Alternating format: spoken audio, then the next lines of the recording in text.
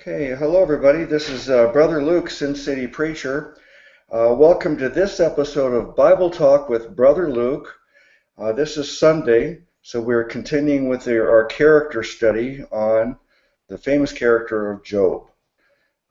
If you did not see the first chapter I did last Sunday, it's uploaded on my YouTube channel, Sin City Preacher, so I hope you'll go back and watch that.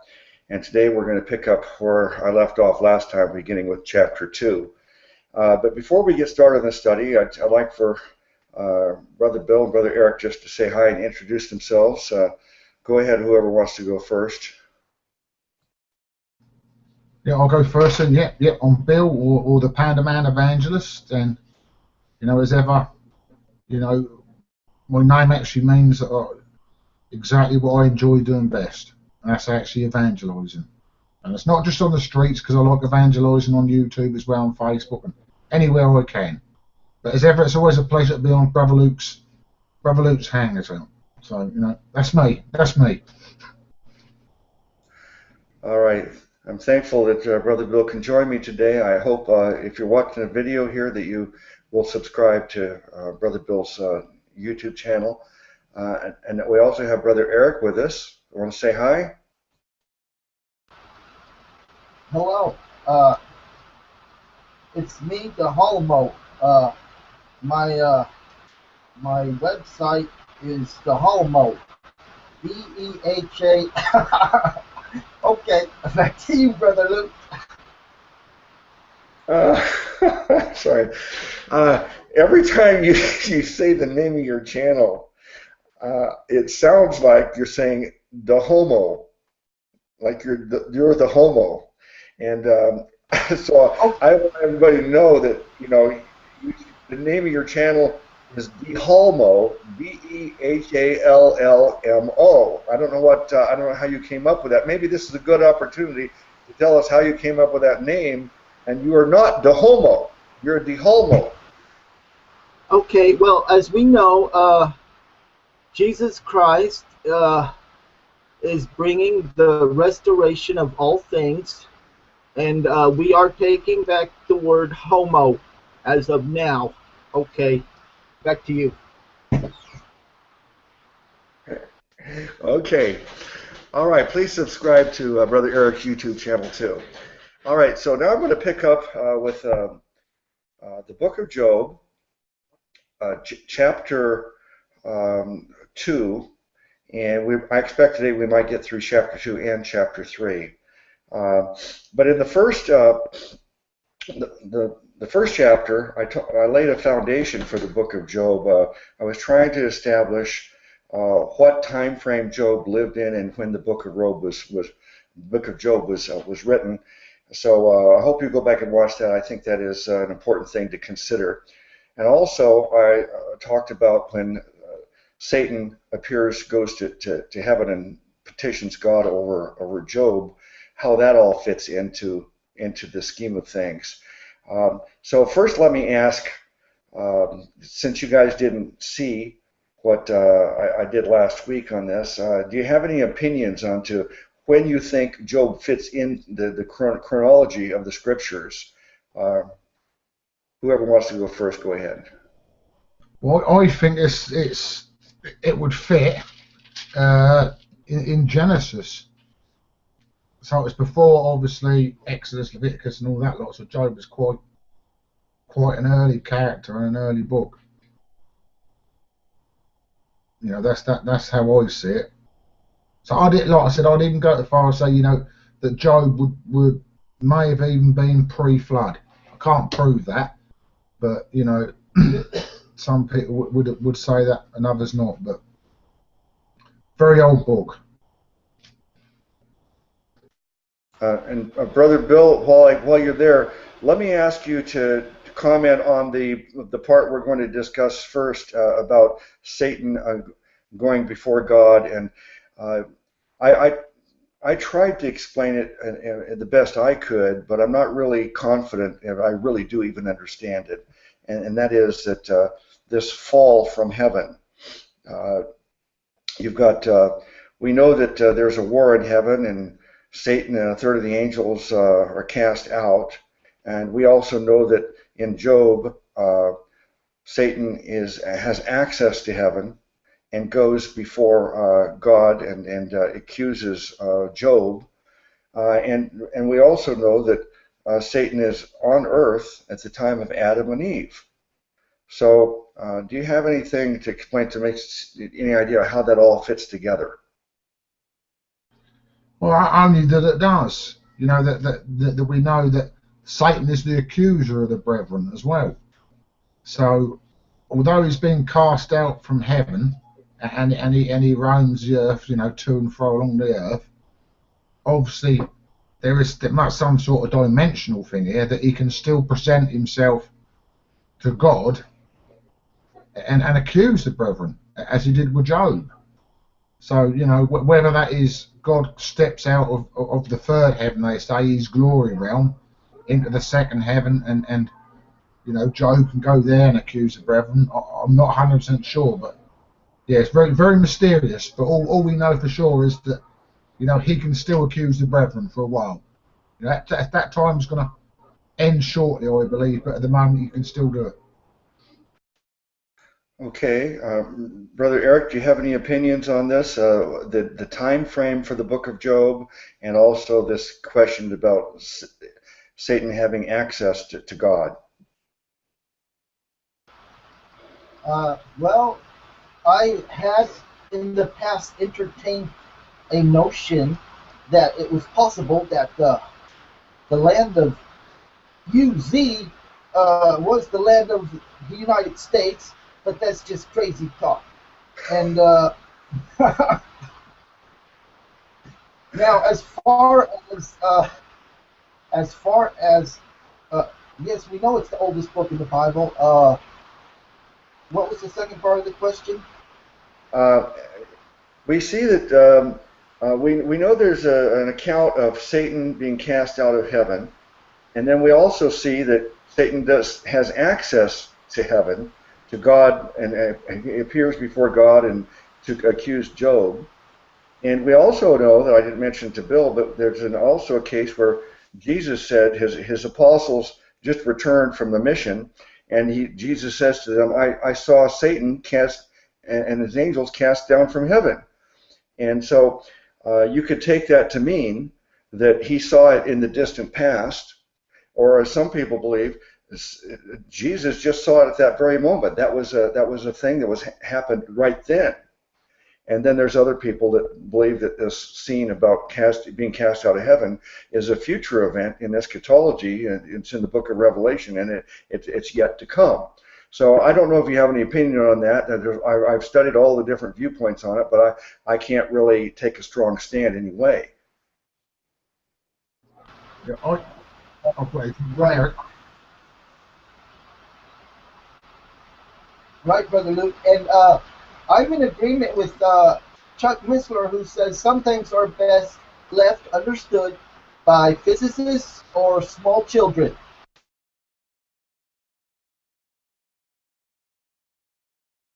All right, Brother Bill, did you want to say anything else about that last thing I included about when Jesus said to his apostles, I saw Satan fall from heaven, and could that be taken as that he's saying, I just now saw him fall? Well, I said you've got the three scenarios, as you rightly said, the three schools of eschatology. One is he saw it in the future, one he saw at that moment, and one he's talking back to a period of time when he actually saw it. So I'm on the old school in that sense, that I think he was talking about a past event that had already occurred, you know, in probably about in the times of Genesis. Personally, I said all three scenarios are interesting and they're all valid, but like I said, that's going to be one of them things we're going to have to ask the Lord when we get up there. There's still a lot of mystery, surrounding such things. Well, I probably would lean towards the middle position that Satan was cast out when Jesus said that it would happen at that very moment in time, because Jesus had basically defeated him because he had started his ministry, and now Satan has no more. That's why Jesus said that you have to first bind the strong man before you can go into his house and do what you want in his house. He has to be bound. So there is a viewpoint that that's when Satan was bound. And then, of course, other people say, no, he'll be bound for 1,000 years during a millennial reign.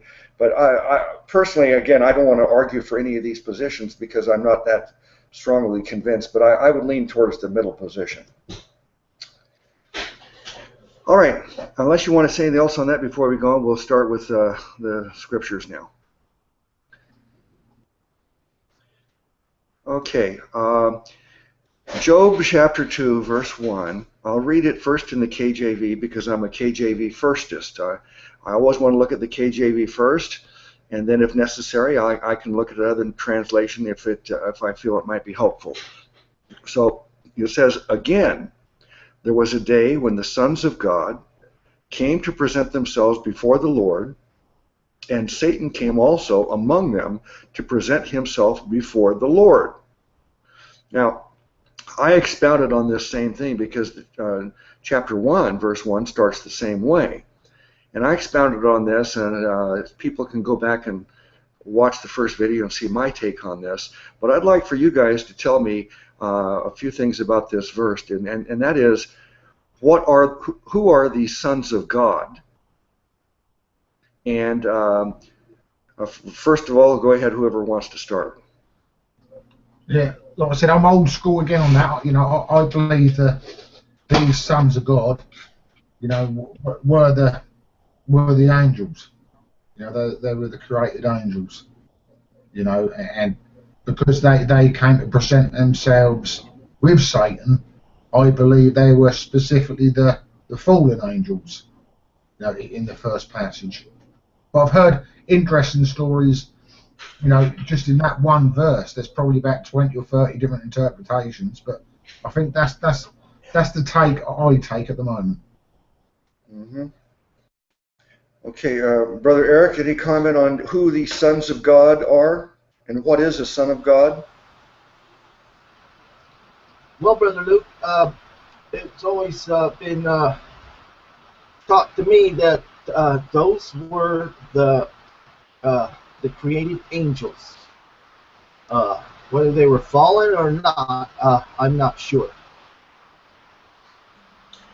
Okay. Now, we know that Jesus' title, one title for Jesus is the Son of God.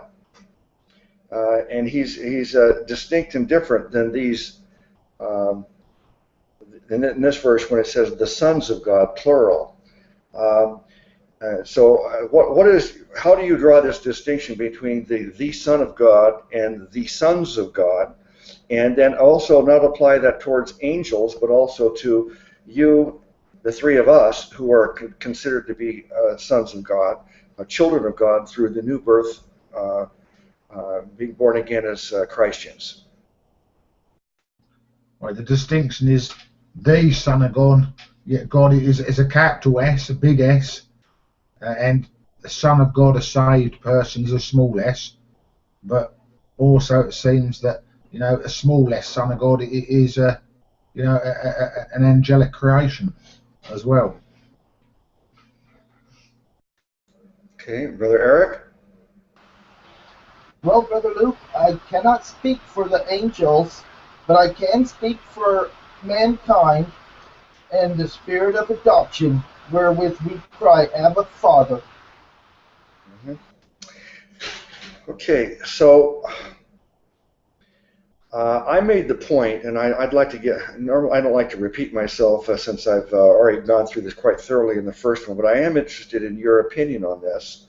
So I'll go back into this subject a second time, and that is that I believe that before Bill and Eric and Luke were born again, that we were not children of God.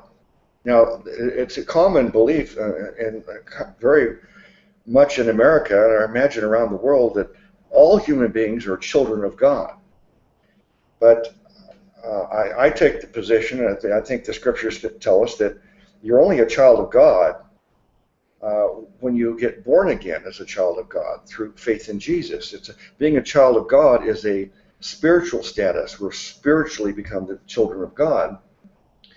But to be a child of God, you must be a direct creation of God. In other words, Adam was the son of God because God made him directly. The angels are sons of God because they did not procreate. One angel did not, cell divide into two angels, and two angels didn't get together and through sexual reproduction produce other angels. Every angel was a direct creation from God. So all direct creations from God are sons of God or children of God.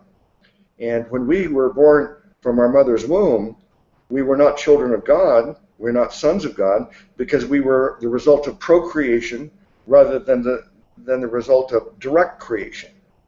We are only results of direct creation in the new birth because the Holy Spirit created us as a child of God through regeneration.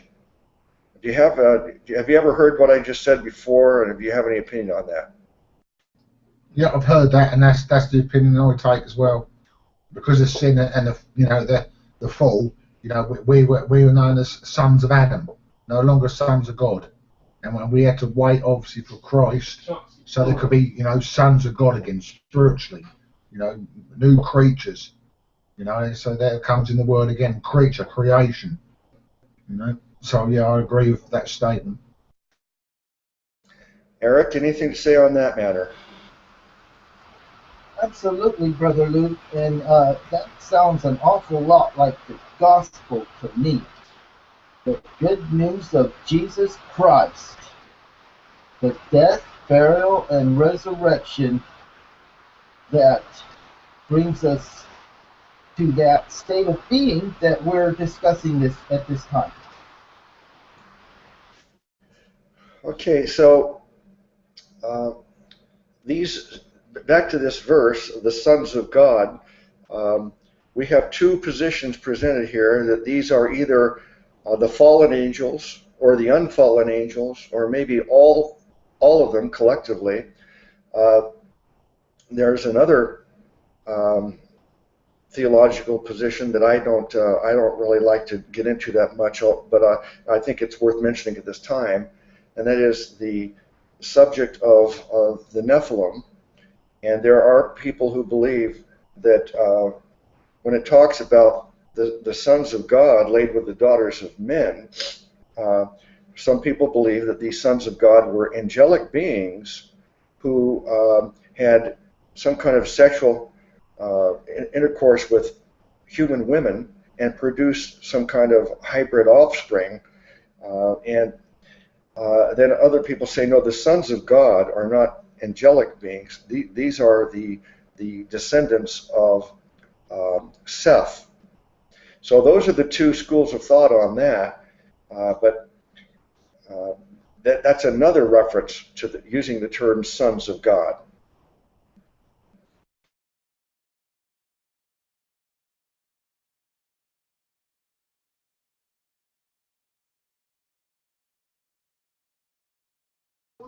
Yeah, I was just one second.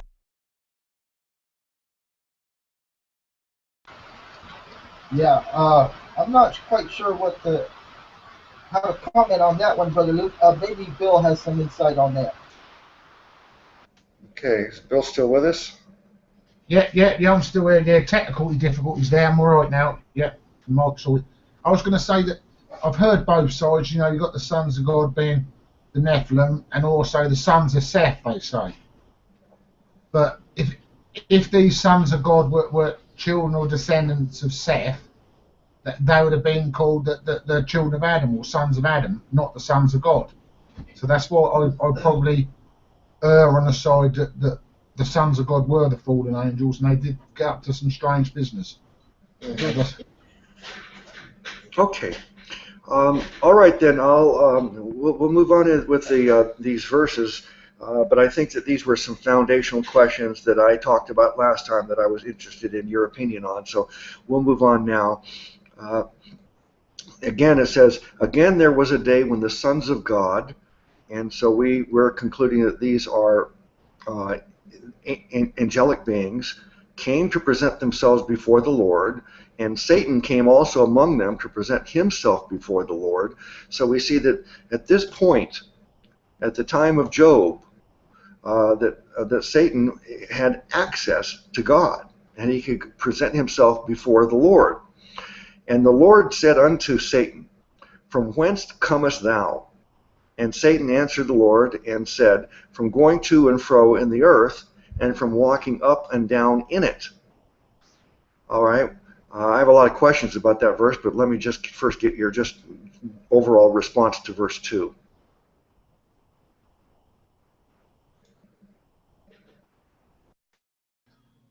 This is why, I believe, like I said earlier when I said that he was already cast out, because he's saying that he's going to and fro, in the earth, and walking, up and down the earth. So we know that he's on the earth at this point of time, when Job was around.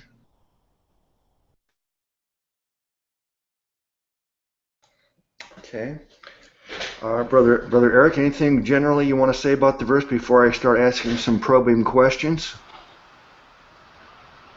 I can't remember who it was. It might have been Paul that also echoed the same scripture where Satan walketh about like a roaring lion, seeking whom he may devour. Does anybody remember the reference where that's referenced at in the New Testament? I can't tell you where it is. I'm familiar with it though, and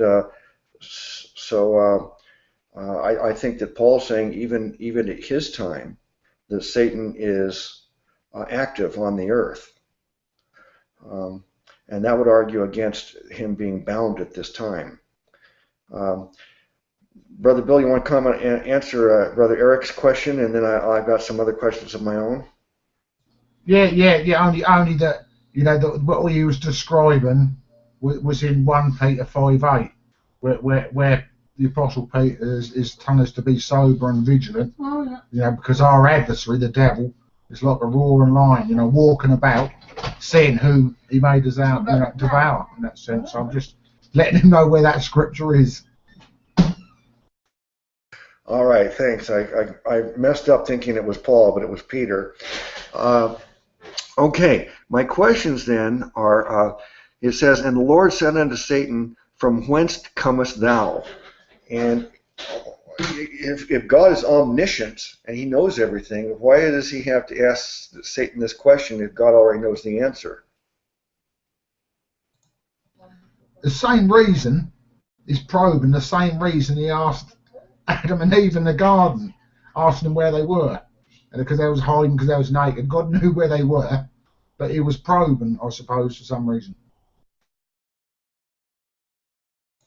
Yeah, that's the same example I gave in chapter 1 when the subject came up, Brother Bill. But why does God ask these questions? These are rhetorical questions. God knows the answer already, and yet he asks the question. It shouldn't be taken that God does not know where Satan was or what Adam and Eve were doing. Brother Eric? Yes, Brother Luke, I think I can finally answer that question. Now, if you knew everything and you were full of joy, you would say the same thing.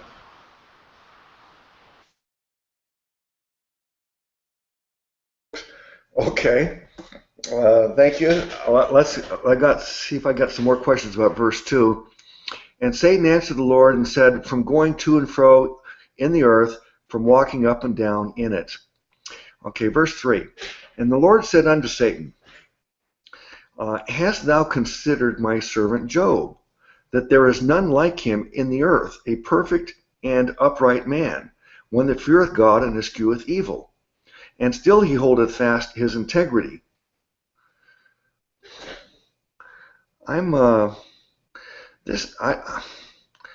I think I might have.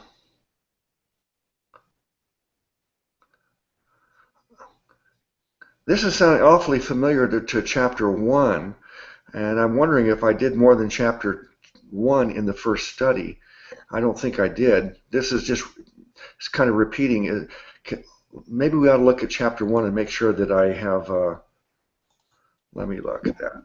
I think the reason that's familiar is because on another study we mentioned Job in that very same verse. That was on a different study. That's why it might be, ringing in your ears. Uh-huh. Okay. Yeah. Okay. Sometimes the stories are repeated, and they're repeated, I think, maybe for emphasis. Well, just the same way Jesus says, "Verily, verily," and to emphasize that this is an important point. So they'll repeat it over and over again. Okay. So verse 3, and the Lord said unto Satan, Hast thou considered my servant Job, that there is none like him in the earth, a perfect and upright man, one that feareth God and escheweth evil, and still he holdeth fast his integrity, although thou movest me against him to destroy him without cause. So first of all, how is it possible that the Lord could reference Job as a perfect and upright man, when the scriptures tell us that no one is righteous, not even one, and we know that everyone falls short of the glory of God, and yet in this case, God refers to Job as a perfect and upright man.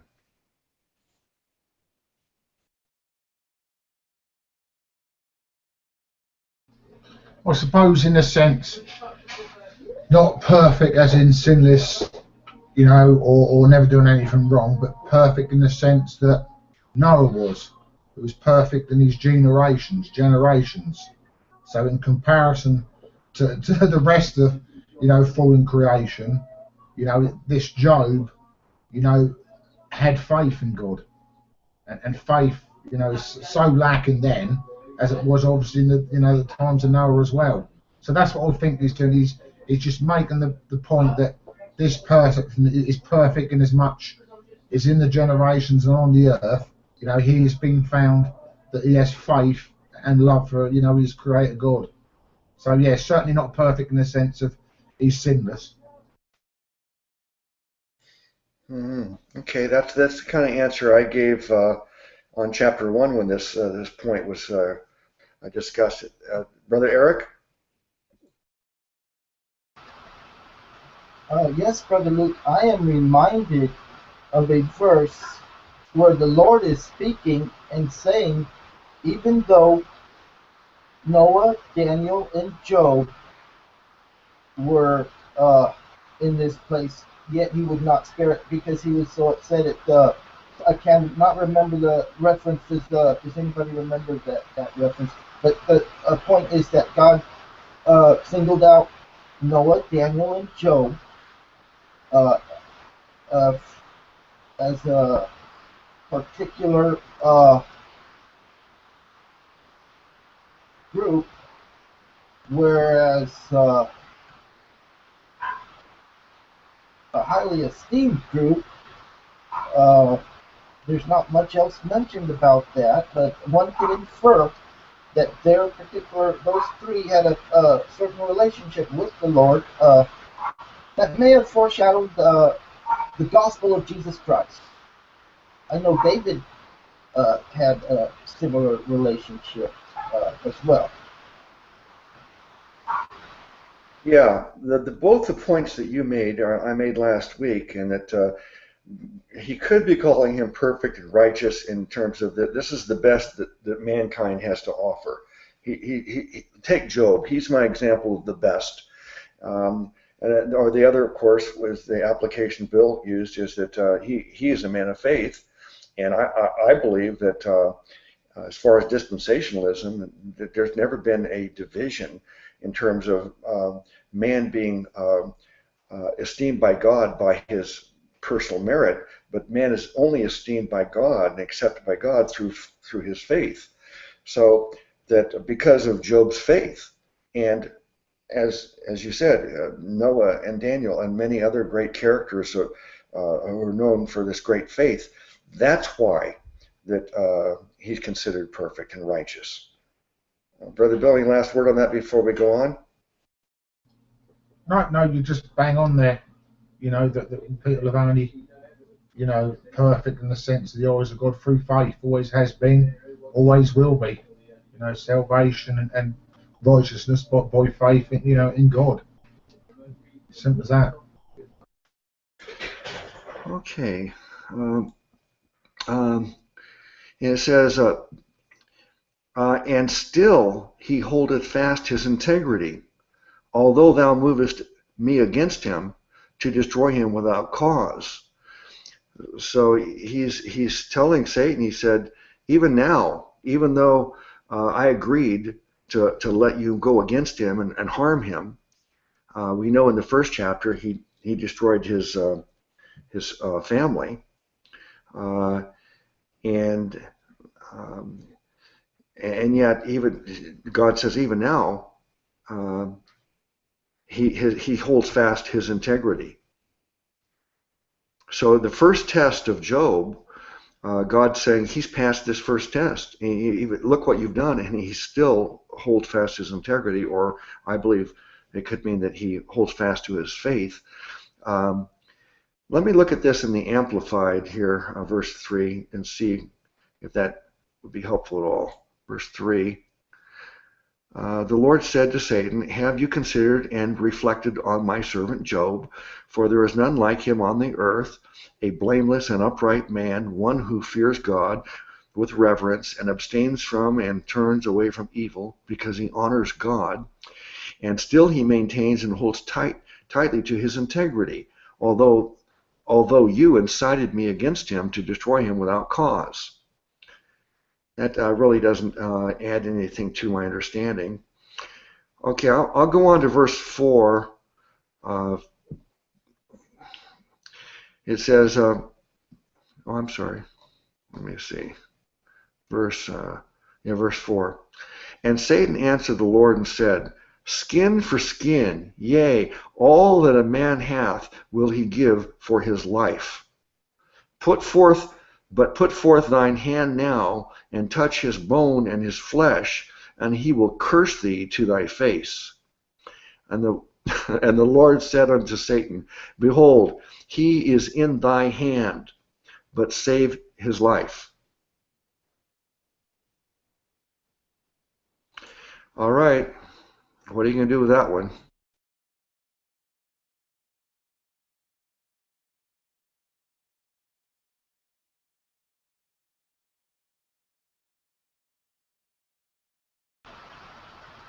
Well, Brother Lucas, this is a very sad time, and it's just a very difficult time for Job at this time.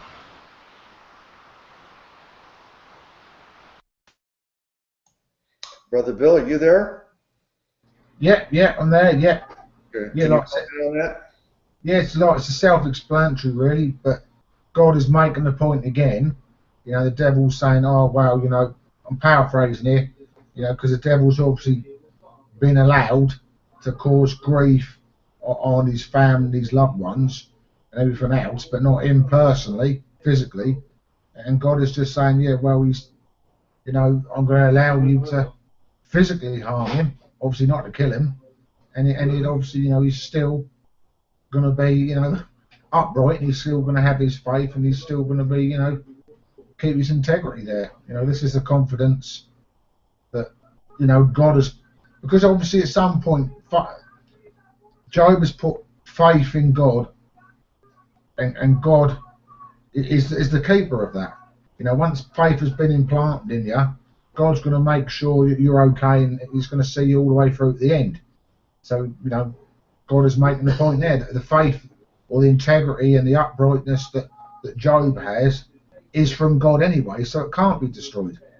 You know, I think that's what's going on, you know, it's the undertones of what's going on.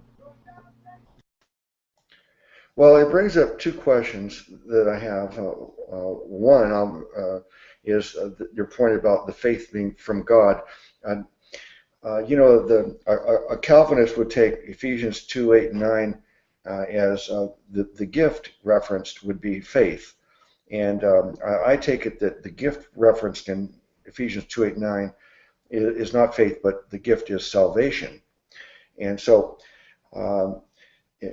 faith is a choice that a person has to either put their faith or trust in Jesus or not. But if that is the case, then I know the answer. I know what we're in agreement on this. But is it possible for someone who has faith in Jesus, gets born again, and then they could possibly lose their faith?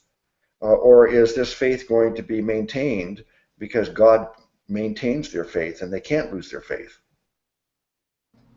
Well, yeah, the faith, you know, when we accept Christ by faith, you know, it's all He's doing from that. You know, like I said, you know, we initially take, because I believe God has given everyone a portion of faith. It says so in the scriptures.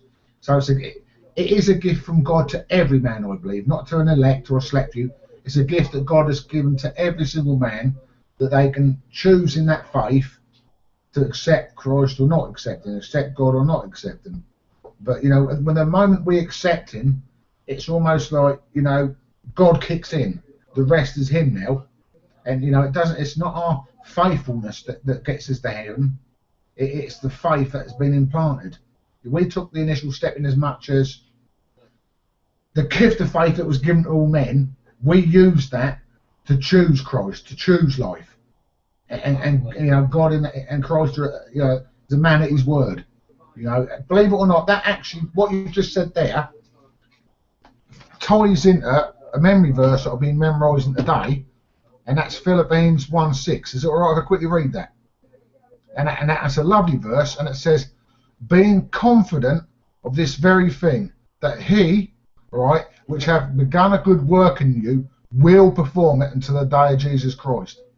So it says almost, as soon as we've taken that initial faith, that's it. Christ is there, and He's going to make sure, you know, He performs it. He makes sure, and we have a confidence in this, that He's going to see us all the way through. And I think that's the same what has happened to Job here. Obviously pre-Christ, but Job had faith in God, and God, as you know, is the faithful one, and He's going to make sure that Job sees all this through, and then Satan is utterly humiliated, because Satan is 40. He was an anointed cherub, so, you know, assuming he's far superior as a, you know, fallen human being, and God is humiliating him through this whole thing, as we see it towards the end, that Job stays fast.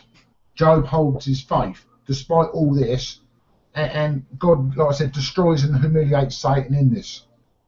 But that's God's faith, it's His faithfulness that is implanted into Job and in every creature. It's not our own incentive. You know, we don't suddenly wake up and we have faith in God. You know, God draws all people. Okay, I don't remember the very first time I read Job exactly. I don't know what day it was or year it was or something, but I do remember, and I think this is probably going to be universally true. Any person who reads Job, it doesn't take long at all, only a few verses into the book, you're forced to ask yourself a question. And that is, why does God give Satan permission to harm Job? And, you know, that's the whole, that's the point of the book, of course, is to answer that question. I mean, not really, I shouldn't say to answer that question, but that question cannot be avoided. Throughout the book, any person logically has to ask themselves, why? Why would God do that? And I answered the question in last week, from my perspective. I'll ask Brother Eric first, why does God allow Satan to torment Job in this way? What purpose would there be in him allowing this to happen? Well, Brother Luke, last time I tried to answer this question, I got in trouble. I'll just leave it at that. All right, you don't want to risk getting in trouble again, I guess, so I'll have Brother Bill take a stab at it. Yeah, well, to answer this, because that's a deep, profound question, ain't simple, because there's a lot of things going on.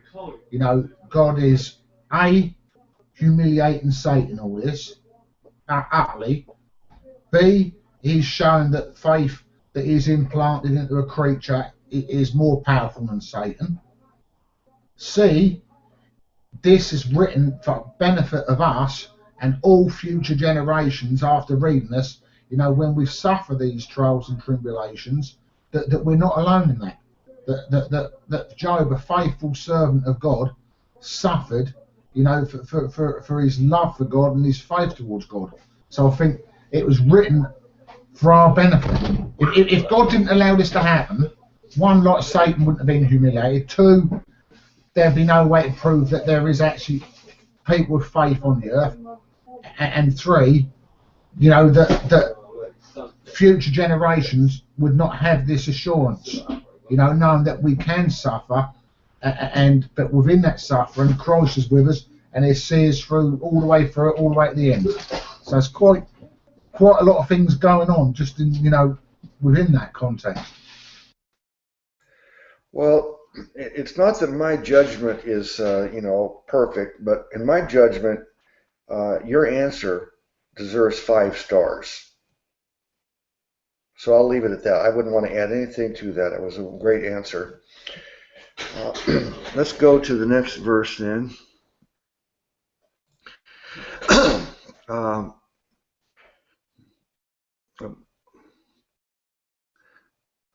And the Lord, okay, but see, so the Lord says, okay, you can hurt him physically as long as you don't kill him. And then verse 7 says, so went Satan forth from the presence of the Lord and smote Job with sore boils from the sole of his foot unto his crown. And he, meaning Job, took a potsherd to scrape himself withal, and he sat down among the ashes. Then said his wife unto him, dost thou still retain thine integrity? Curse God and die. Oh, man, it's really getting heavy now.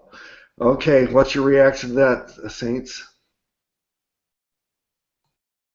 Well, out of all that, because we know he's suffering boils and sores from head to toe, but the verse that sticks out to me most of all is, you know, his wife, you know, telling him to curse God and die. You know, so there's a distinction between a man of faith there and a woman without faith. You know, that always sticks out to me, that. More so than even the sores and boils on him, although that doesn't sound pleasant.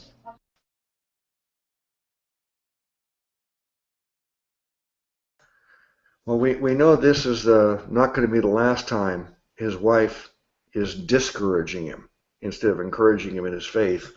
Brother Eric, your reaction to those verses? Well, my wife says that to me all the time. No, she doesn't. I'm kidding. Okay, Job forgave her, and she went on to mother a whole bunch of new children later on in the story.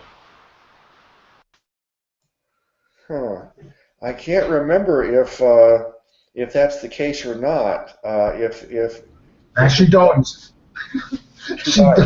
He gets a new wife and new kids and family. Yeah, that's what I thought. Yeah, she dies.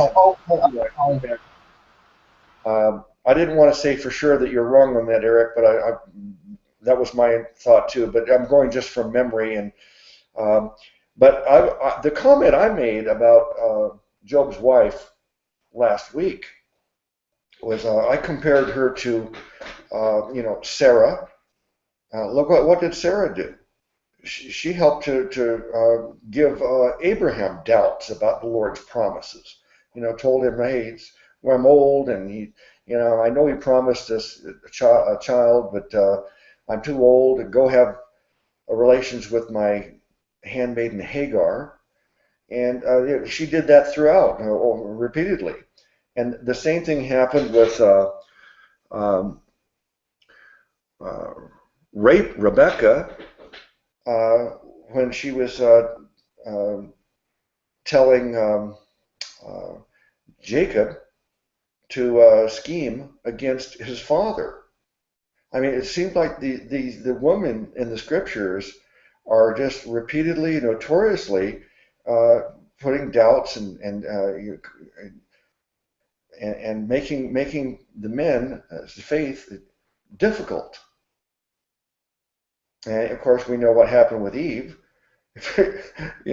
She's the one that started it all, causing Adam to. I mean, Adam blamed it on her, but in a way, it was her fault because she was the first one to believe Satan, and then Adam followed suit. So it seemed like the women continue to stir up doubts and lead men astray. Am I being too broad and general now?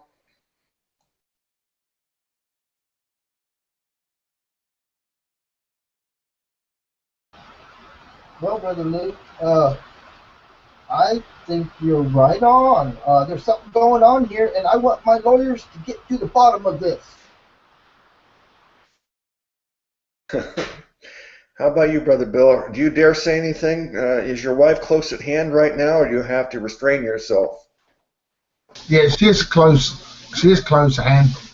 I'll be diplomatic and say that women are certainly our weakness.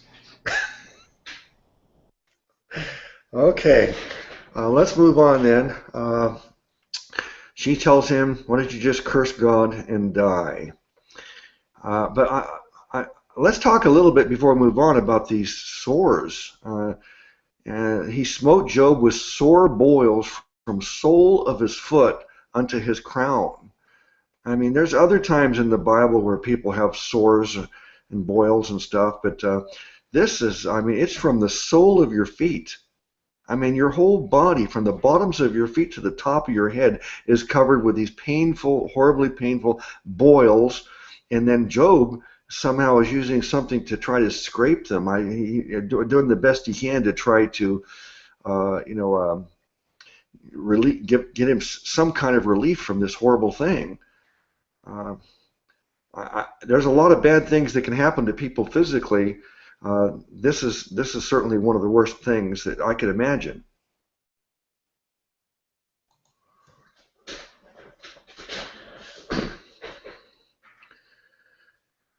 All right. Let's go on with verse 10. But he said unto her, Job said to his wife, Thou speakest as one of the foolish women speaketh. What? Shall we receive good at the hand of God? And shall we not receive evil? In all this did not Job sin with his lips. Verse 11. Now when Job's 3 friends heard of all this evil that was upon him, they came every one from his own place, Eliphaz the Temanite, and Bildad the Shuhite, and Zophar the Naamathite, for they had made an appointment together to come to mourn with him and to comfort him. And when they lifted up their eyes afar off, they knew him not. They lifted up their voice and wept, and they rent every one his mantle and sprinkled dust upon their heads toward heaven. Well, first of all, let's go one verse at a time. Verse 10.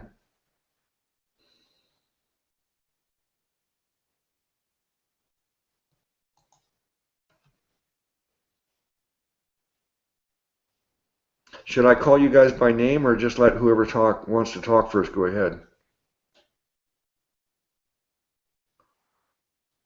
Okay.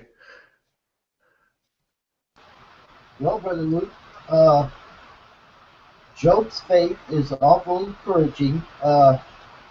Having not sinned with his lips the whole time, I know I could not say that myself.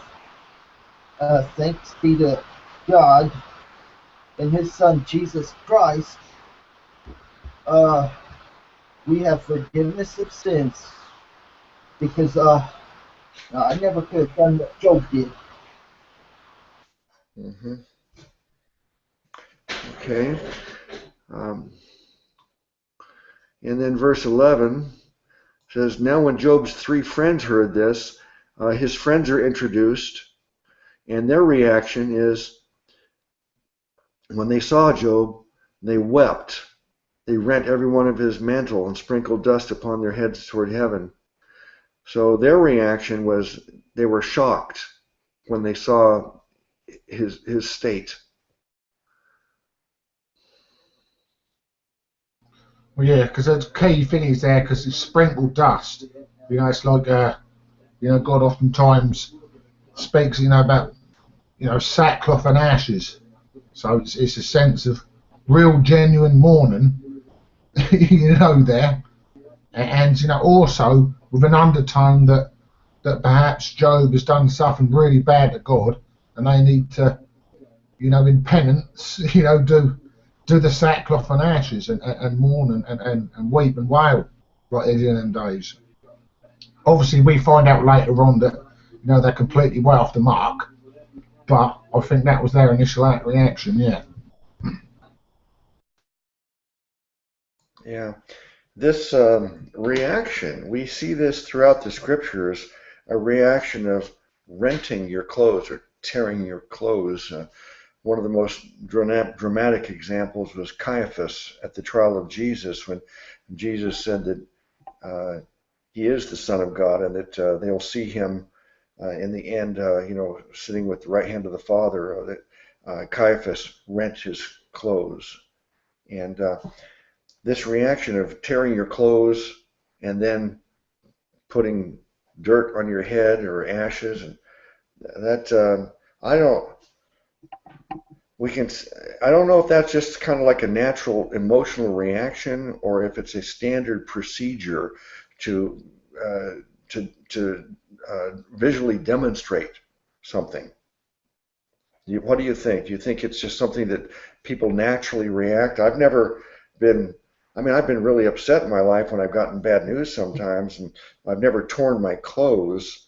Do you think that's just something that was common for people to react that way, or was it something that there was symbolic, that they did to express symbolically their feelings? Yeah, certainly symbolic.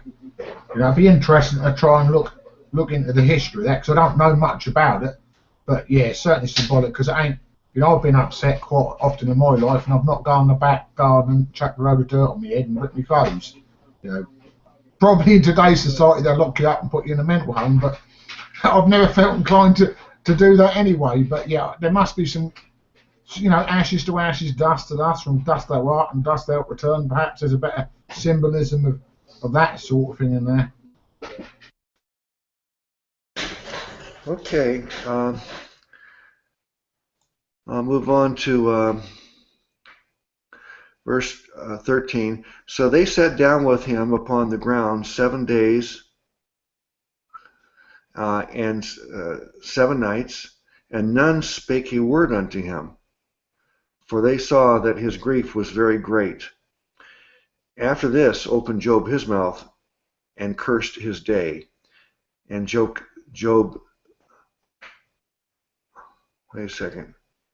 Oh, no, I went on to the 3rd chapter there. Okay, so verse 13 says, for they saw his grief was very great.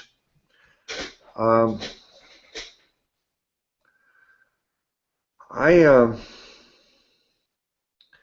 personally have come to understand that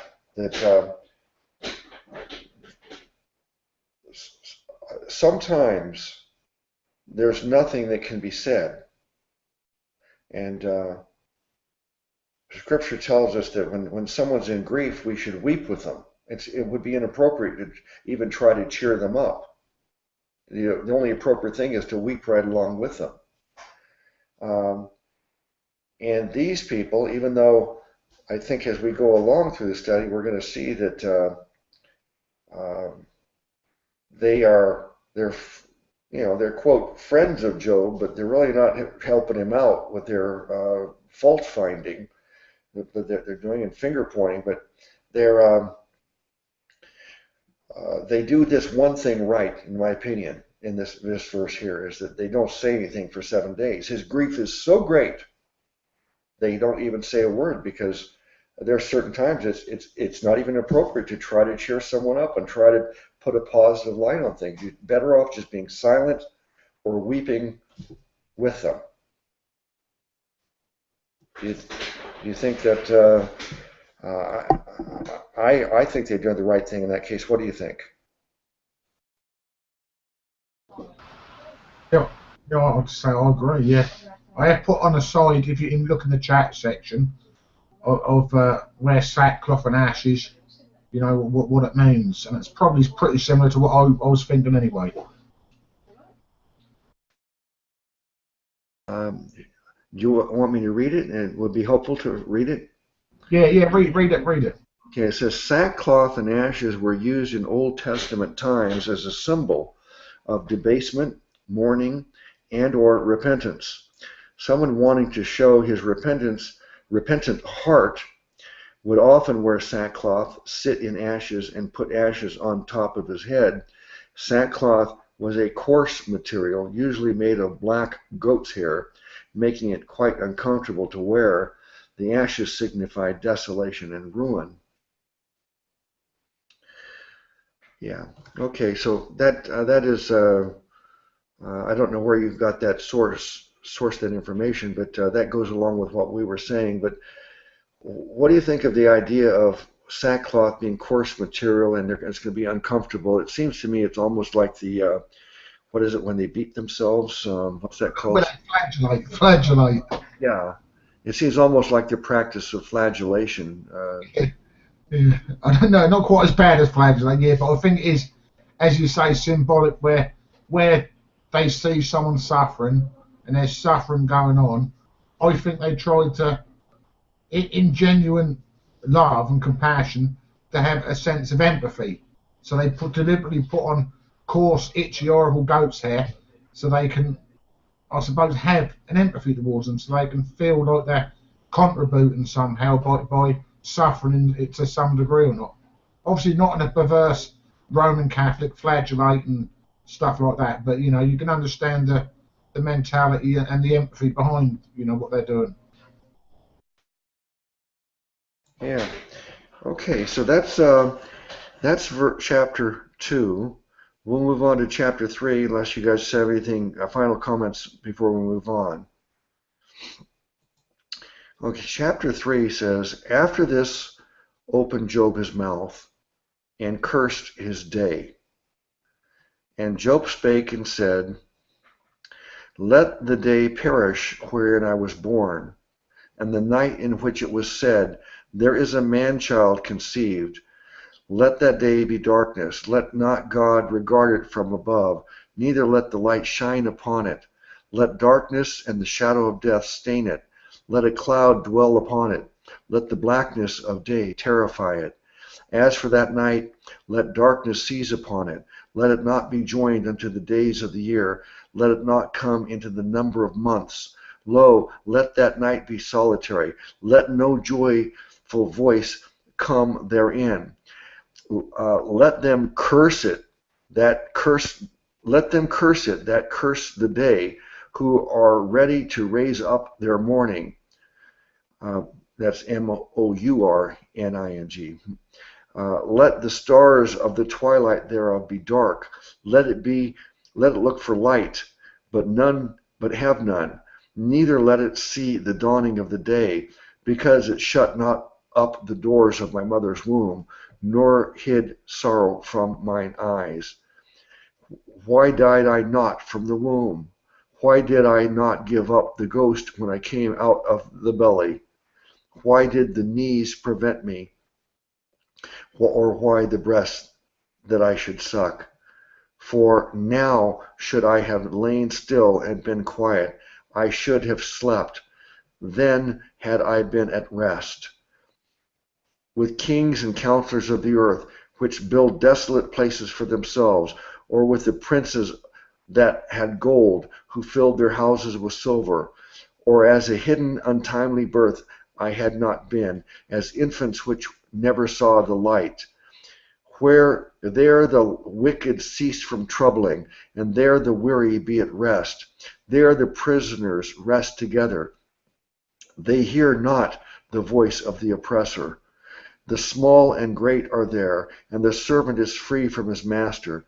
Wherefore is light given to him that is in misery, and life unto the bitter in soul, which long for death, but it cometh not, and dig for it for more than hid treasures, which rejoice exceedingly and are glad when they can find the grave.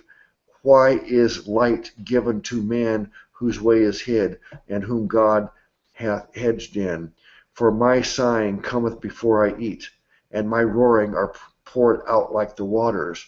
For the thing which I greatly feared is come upon me, and that which I was afraid is come unto me.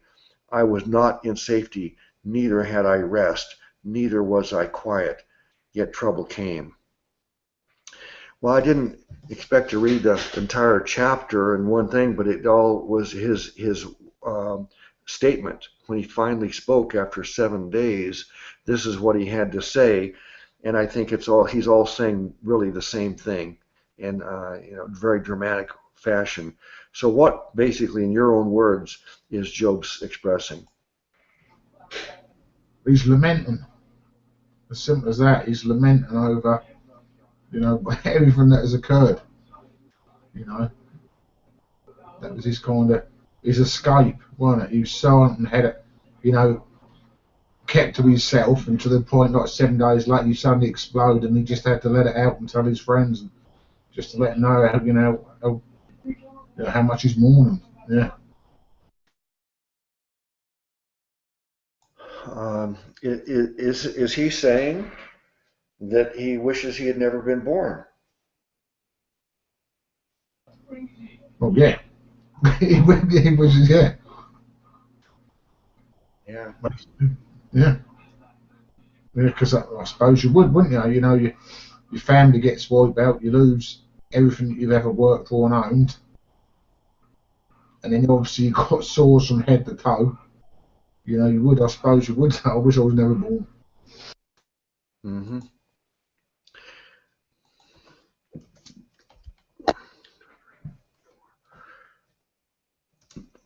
Okay.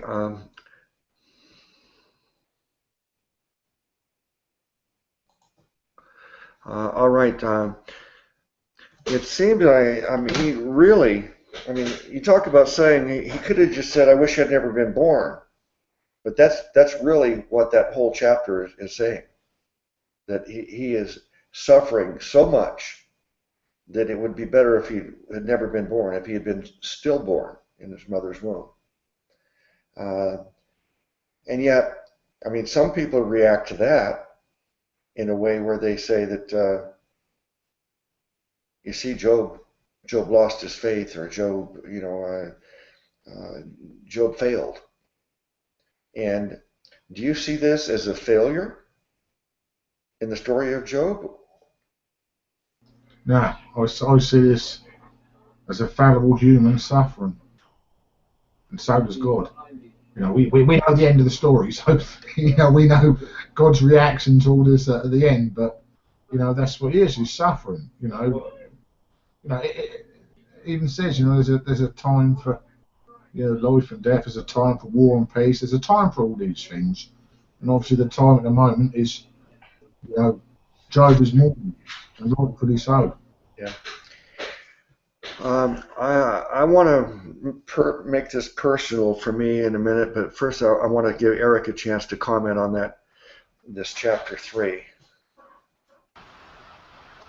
Well, Brother Luke, in my opinion, he's doing something very familiar to myself, which I do constantly all the time, which is to cast my cares upon him because he cares for me. And now Job still had his faith in God, and he still knew that God cared for him. And he's just casting his cares upon God. He's just being honest with God.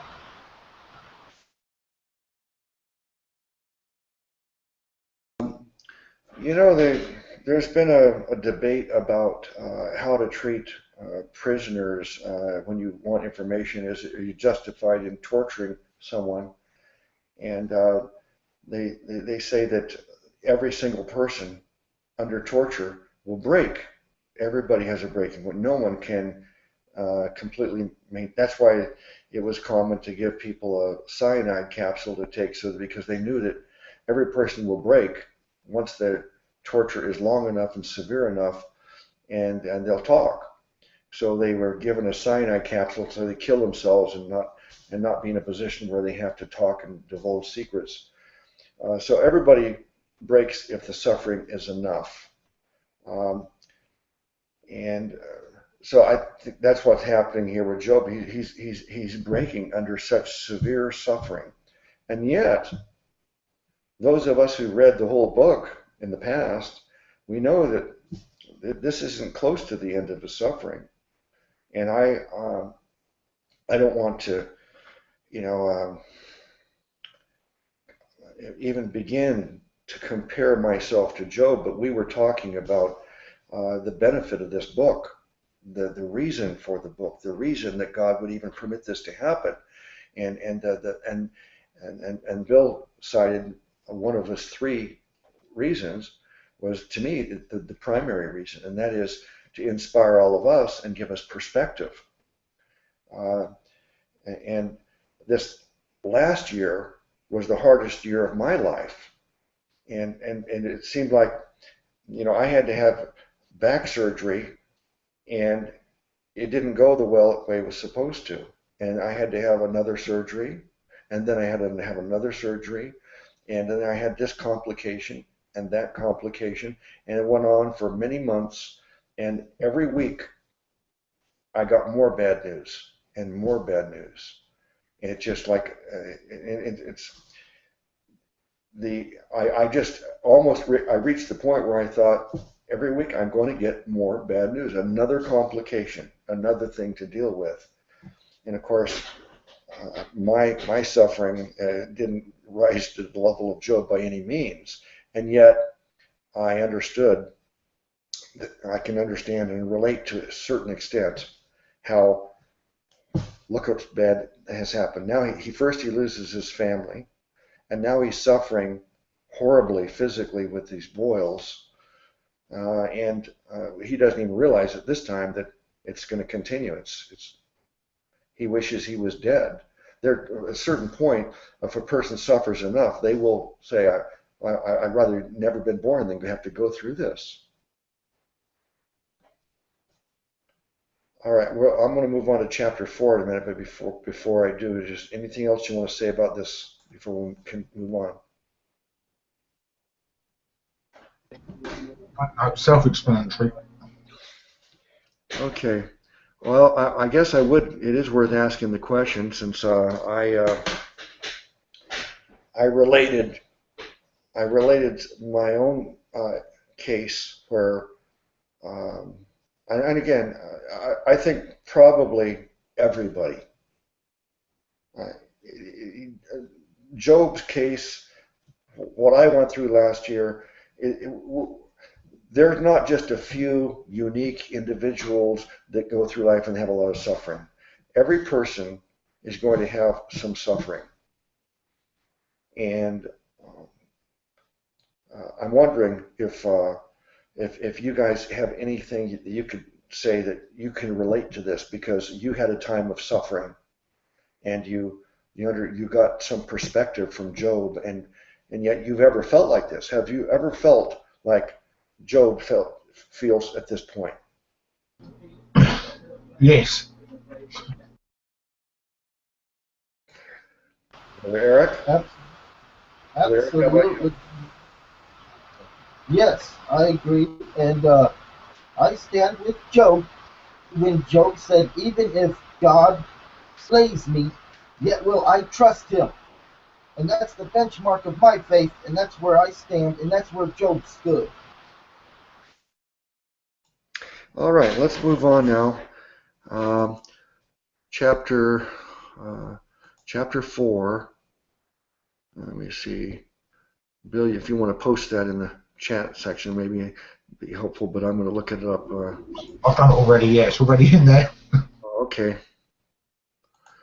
All right, so chapter 4 says, Then Eliphaz the Temanite answered and said, If we essay to commune with thee, wilt thou be grieved?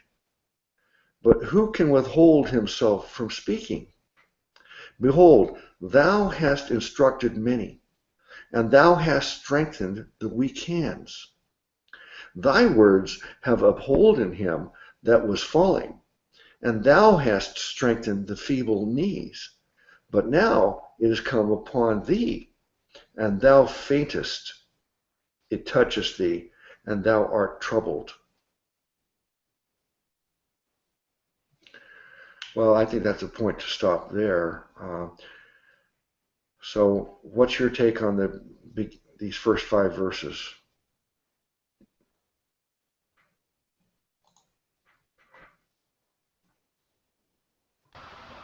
Brother Luke, that sounds a lot like what Jesus did for me. How his word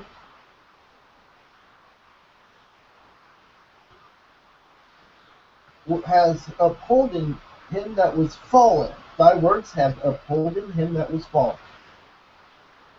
Okay.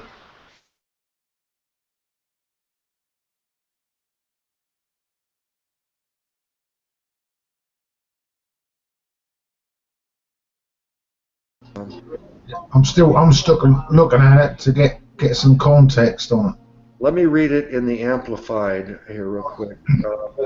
Maybe that would.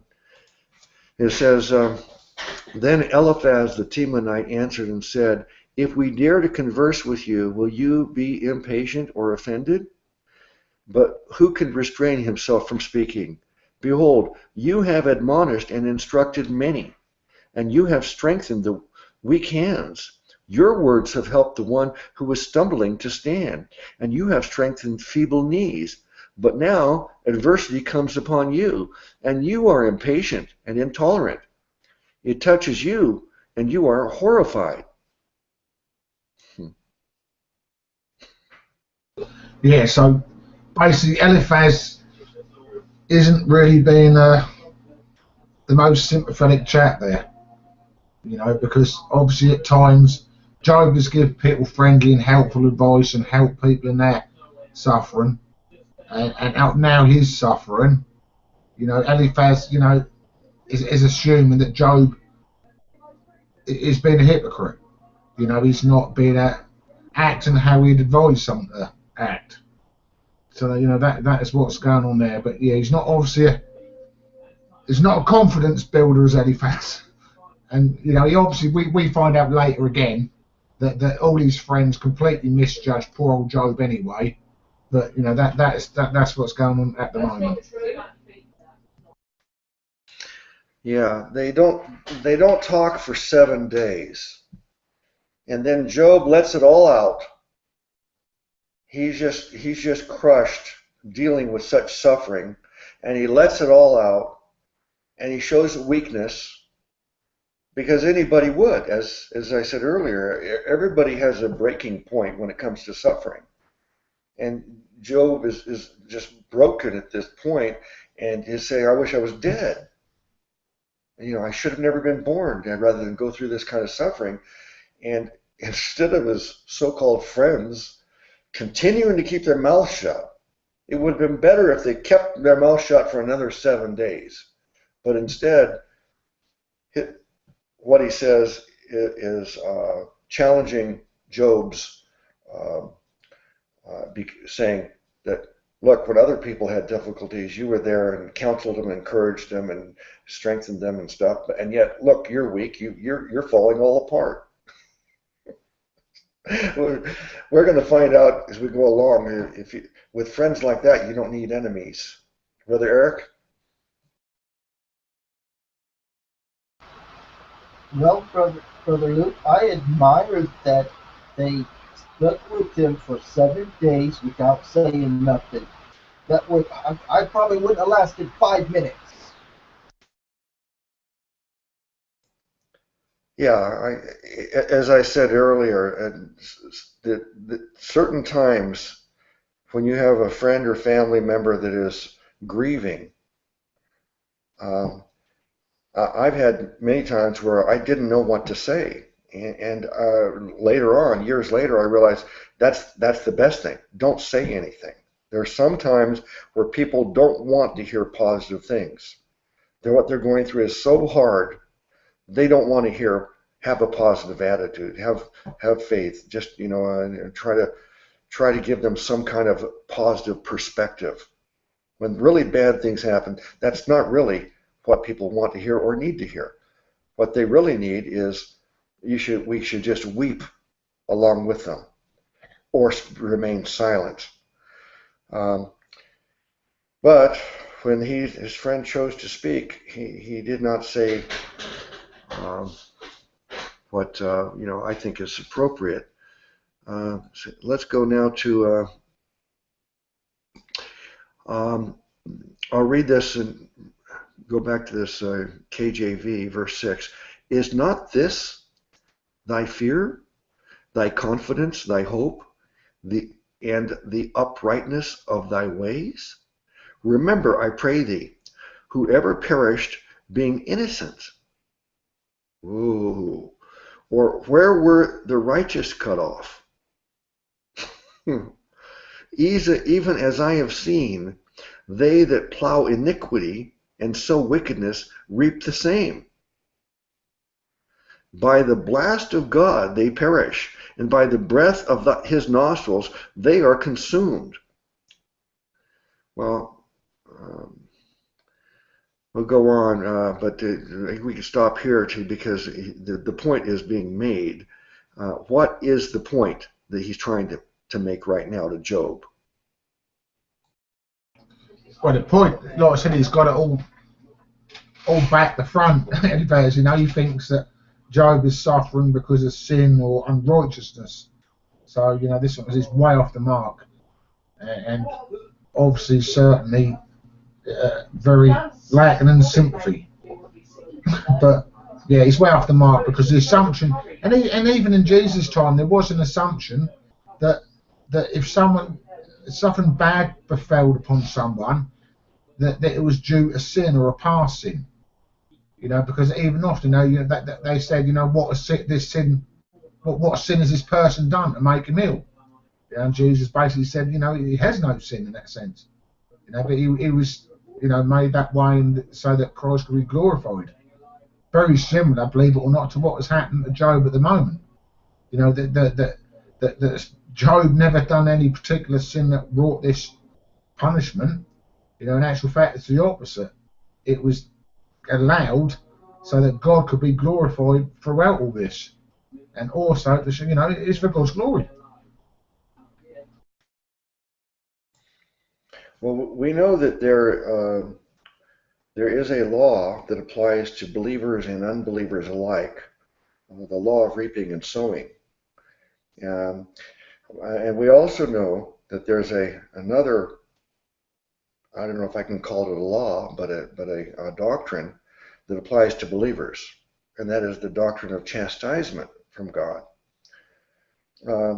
But should we assume that every time something bad happens to somebody, that it is either a consequence of reaping and sowing, as he's being accused of here, that you must have done something bad, that's why this is happening to you, or that even more specifically, that God is chastising you? Should we assume that, or is there room to believe that sometimes bad things happen and God is not the author of it. He's not trying to chastise and correct you as a child of God, and that it's happened to you and through no fault of your own. You didn't go, start taking drugs and become a drug addict, and then your health and life is ruined. It wasn't a consequence of your bad behavior at all, but you just merely were minding your own business, and all of a sudden a tree fell on top of your house and you were killed. That things like that happen. So how does all of this, is there room for this third possibility? Oh, yeah. Well, there is, yeah. Like I said, yeah, we have the raping, the sowing, and the chastisement and stuff like that. But then you just have the element of,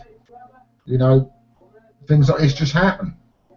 It's that bit in the Bible, isn't there, where that, I can't remember his name, where that Israeli, Jewish general was coming up the building, and a lump of building fell. You can remember that? A lump of building fell on him and crushed him completely flat. He didn't do anything wrong, it just happened, and then things like this happen in life. We have to be careful, and I think that's another good reason that Job is written, because we will find out later, all this happened not because of something Job done wrong, it just happened. There was a test, obviously we know the whole story, that Job was being tested and it was for God's glory. But we have to be careful, and this is why it's written, not to assume that anyone who's got some illness or disease or something wrong with them is that they're evil and God's punishing them. Because you get a lot of that even nowadays, don't you, in so-called Christendom. Someone gets cancer, and you get someone like Westboro Baptist Church and say, well, God's punishing you because, you done this or you done that. Well, where it's nonsense, So we have to be careful, and I think, again, this is why God allowed this to happen, and why this book is in here, because that just shows you the element of, no, Job never done anything wrong, but this happened to Job. Yeah, I was going to ask you, but you already introduced the subject. It's kind of like the word of faith movement, or the name it and claim it people, or the faith healing.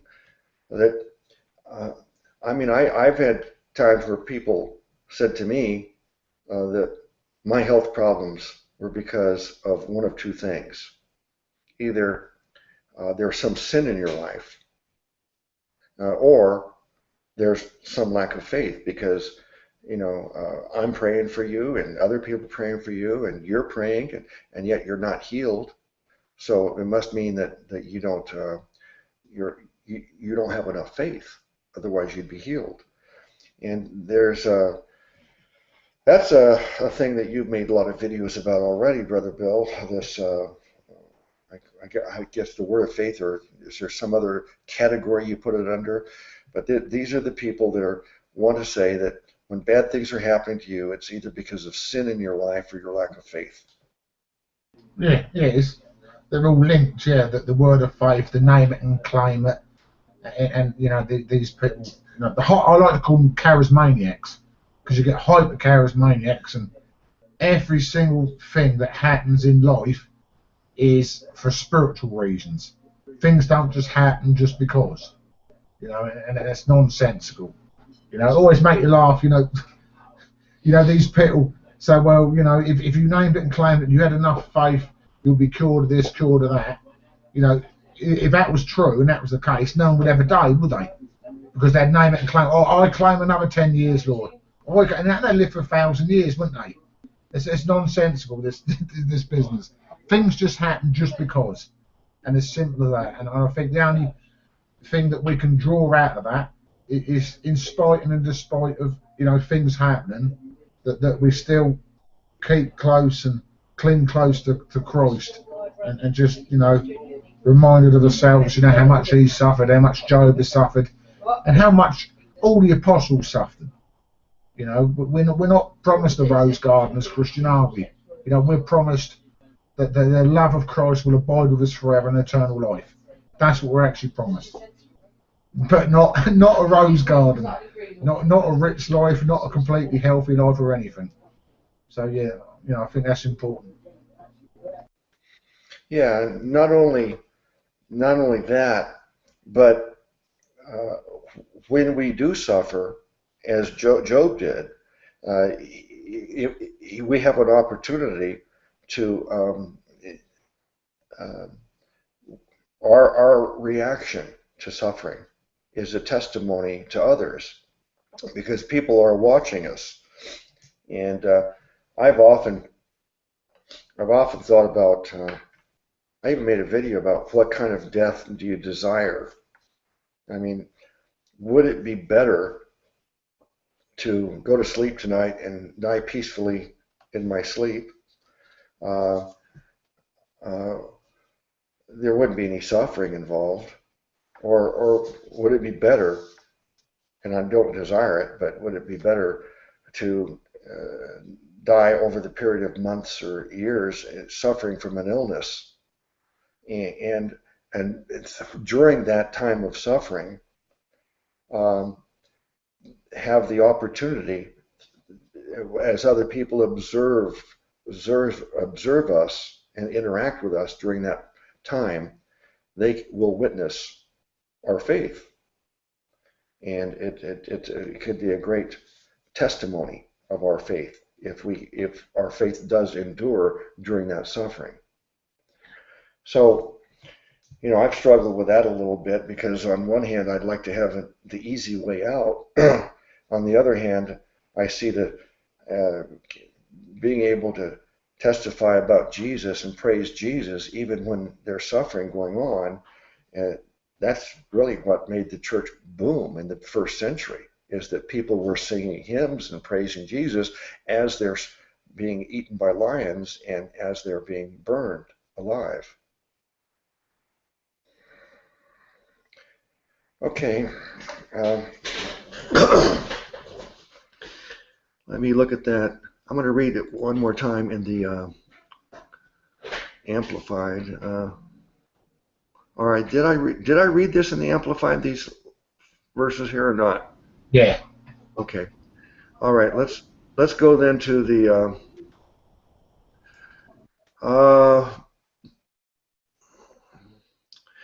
what verse am I on? The 10? No, 9.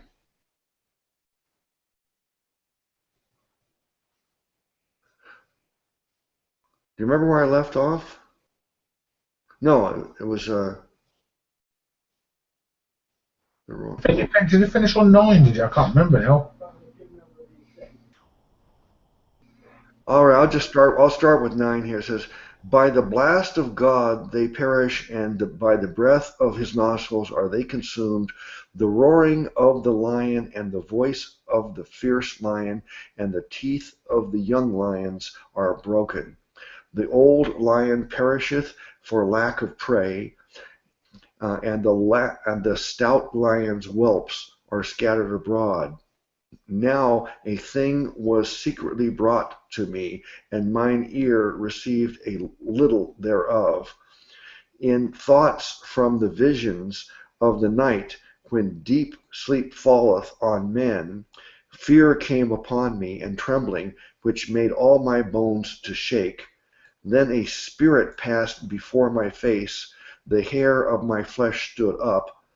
It stood still, but I could not discern the form thereof. An image was before mine eyes. There was silence, and I heard a voice saying, Shall mortal man be more just than God? Shall a man be more pure than his Maker? Behold, he put no trust in his servants, and his angels he charged with folly. How much less in them that dwell in houses of clay, whose foundation is in the dust, which are crushed before the moth. They are destroyed from the morning to evening. They perish forever without any regarding it. Doth not their excellency which is in them go away?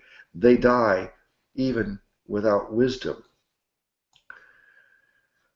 Personally, I'm going to need to read it in the Amplified to make sense out of that, but I'd like if you can explain that to me, go ahead. Well, all I can briefly say is that Eliphaz isn't really like Barnabas. He's not really an encourager, is he? He's not encouraging poor old Job and all this, but yeah, read it in the Amplified. Okay. In the Amplified, starting with verse 10, the roaring of the lion and the voice of the fierce lion and the teeth of the young lions are broken. The lion perishes for lack of prey, and the cubs of the lioness are scattered. Now a word was secretly brought to me, and my ear received a whisper of it. Amid amid disquieting thoughts from the visions of the night, when deep sleep falls on men, dread and trembling came upon me, which made all my bones shake. Then a spirit passed before my face. The hair on my skin stood on end. The spirit stood still, but I could not discern its appearance. A form was before my eyes. There was silence, and then I heard a voice saying, "Can mortal man be just before God, or be more righteous than he? Can a man be pure before his Maker, or be more cleansed than he? But God puts no trust or confidence even in his heavenly servants, and he charges his angels with error. How much more will he blame and charge those who dwell in houses, bodies of clay, whose foundations are in the dust, who are crushed like a moth? Between morning and evening they are broken in pieces and destroyed, unobserved and unnoticed. They perish forever. Is not their tent cord drawn up within them, so that the tent collapses? Do they not die, and yet without acquiring wisdom?"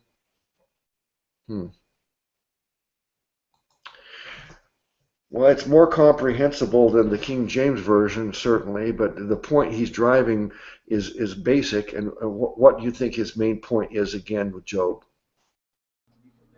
Well, again, his point is, he's just assuming wrongfully that God is destroying and causing all this calamity upon Job's life because Job has erred or has sinned greatly somewhere. You know, so, and obviously Eliphaz is saying that God is right and just to punish you and cause this to happen to you because of your sin and because of that. So yeah, Eliphaz is completely missing the whole point. You know, and being very much a discourager in the whole thing. We're supposed to encourage one another. Yeah, it's he didn't talk for 7 days, and then when he finally talks, he doesn't even attempt to be positive and encourage. He's just saying, Job, you're getting exactly what you deserve. Yeah. I mean, better off if Job just kept his mouth shut and lived in a cave for a month, really. Yeah. All right, I'll go on to the next chapter unless Eric wants to add to say anything before we move on.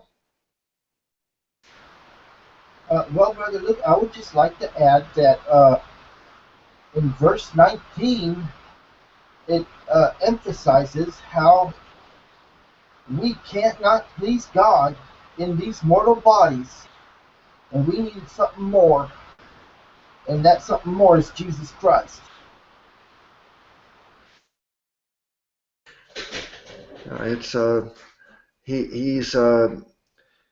He seems, on one hand, to be very knowledgeable and wise, and he even quotes a spirit that spoke to him, and so you'd think that what he's saying must be true, but so it's like so many things that we get. There's a mixture of truth rolled up into something that's wrong.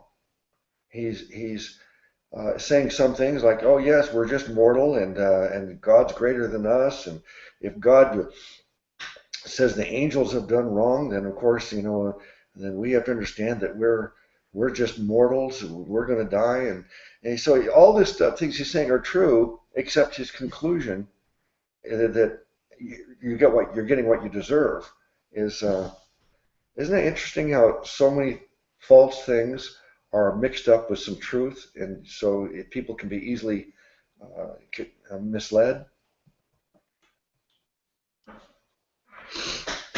Well, yeah, I was just going to say that he obviously hasn't got the gift of discerning spirits there, has he? He really, and that was a problem in the New Testament as well, because Paul had to write it in the Corinthians, didn't he?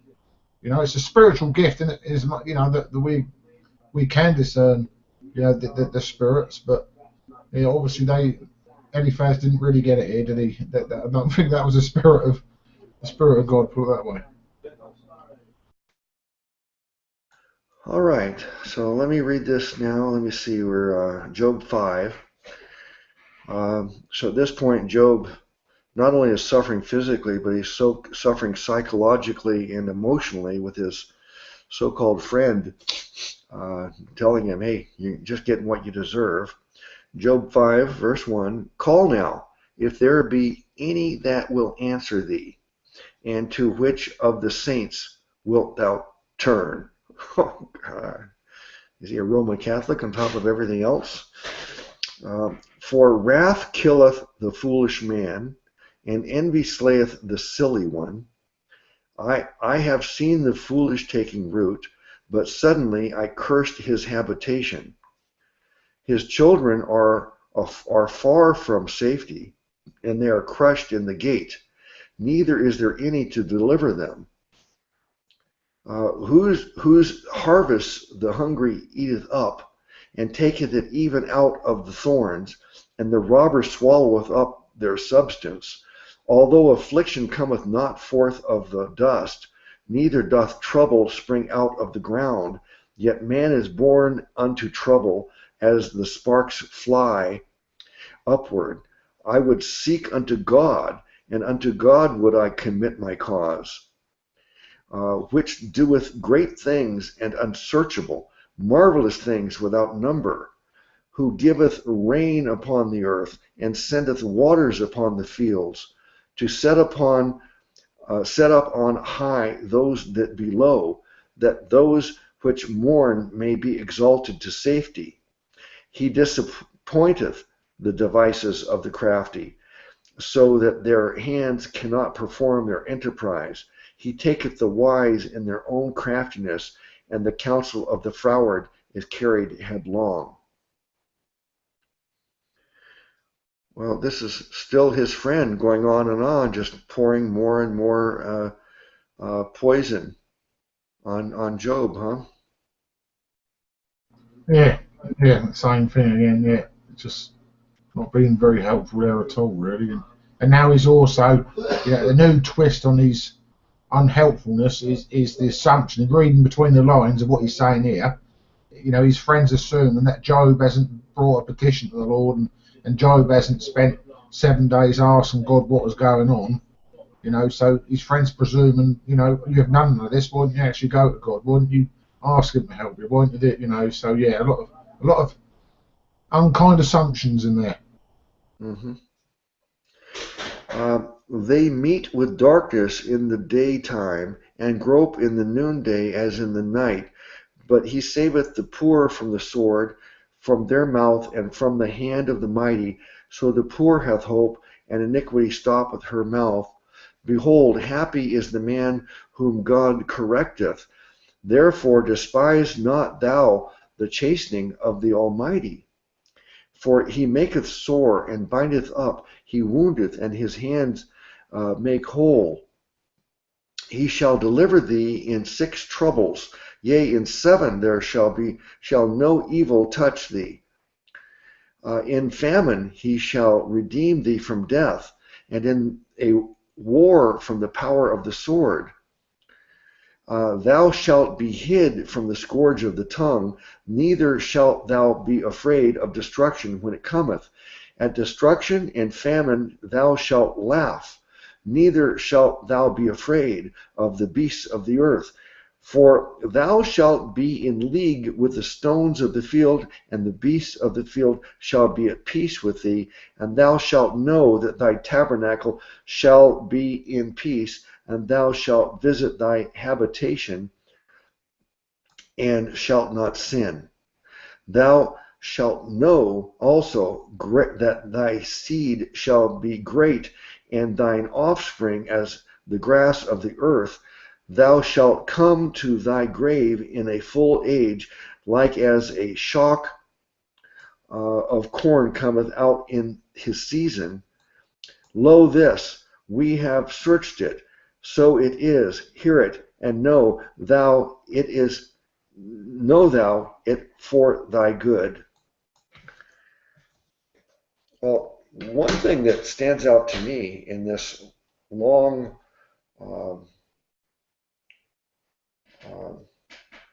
rebuking that, what's his name again? Talmuth or something.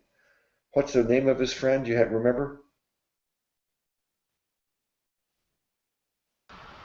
Yes, Brother Luke, that's Eliphaz the Kenamite. Okay, Eliphaz, okay. Eliphaz is going on now for 2 chapters just rebuking Job. And I'm not going to go into a long talk about the book of James and how I see it, but I think that a similar point I've made in the past, in that there are examples in the scriptures where we read the scriptures, and what we've been reading for the last 2 chapters are the words of Eliphaz, right? What's the name again? Eliphaz. Eliphaz. We're reading the words of Eliphaz, and it's in the Bible. But does that mean that everything we read in the Bible is truth? No, sometimes, and another example would be the Sadducees. The Sadducees are in the Bible, and their teaching is in the Bible, and yet Jesus says it's false, that they teach there's no resurrection. So just because we read something in the Bible, it doesn't mean that that particular thing in the Bible is from God and true. These are the words of Eliphaz, or Aphala, whatever his name is, Eliphaz. And the words of Eliphaz, even though it's in the Bible, it's not the words of God. And yet it sounds so wise. It's so eloquent. And so it'd be very easy for people to read the words of Eliphaz, or the words of a Sadducees, or the words of some of the things that are in James that I think are incorrect, that are later corrected by Paul and Peter and the others, saying that, hey, this Judaism that we had in the beginning of the church has to be left behind, and we can't continue mixing Judaism with Christ. And here, so we see some things in the scriptures that sound good, and we think, well, we want to adopt it. But this is not to be adopted, even though Eliphaz is eloquent. I hope I made my point. I don't know if I did very well, but what do you think of that? Well, yeah, like I said, we know that, regarding the scriptures, that all of the scriptures written for us, but it's not all written to us. So, the scripture, like Eliphaz quoting here, it's written for us so we can understand, and we later get the whole picture at the end of Job, but it's not written to us because Eliphaz is way off mark, completely so far off mark, it's embarrassing, as we find out at the end of Job. But one key thing that picked up for me, which ties into that, is the key verse is verse 17. And it says, behold, happy is the man whom God hath corrected.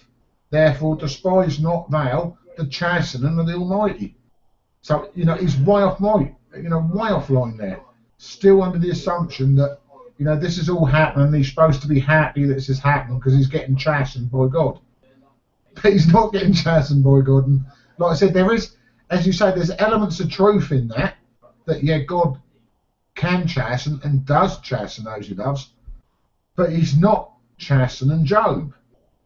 So, and the same as what he's making, the point in James. There's a lot of truth in there, but there's also a lot in there that that wasn't written to us. A as Gentiles, and B, in the grace age.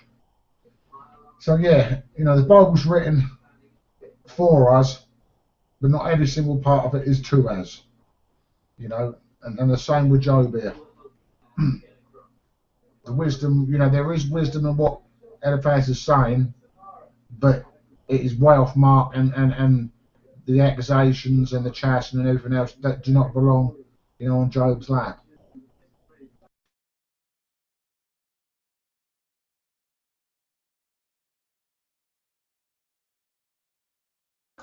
All right, let me just look ahead very quickly here and see that the next one is chapter 6.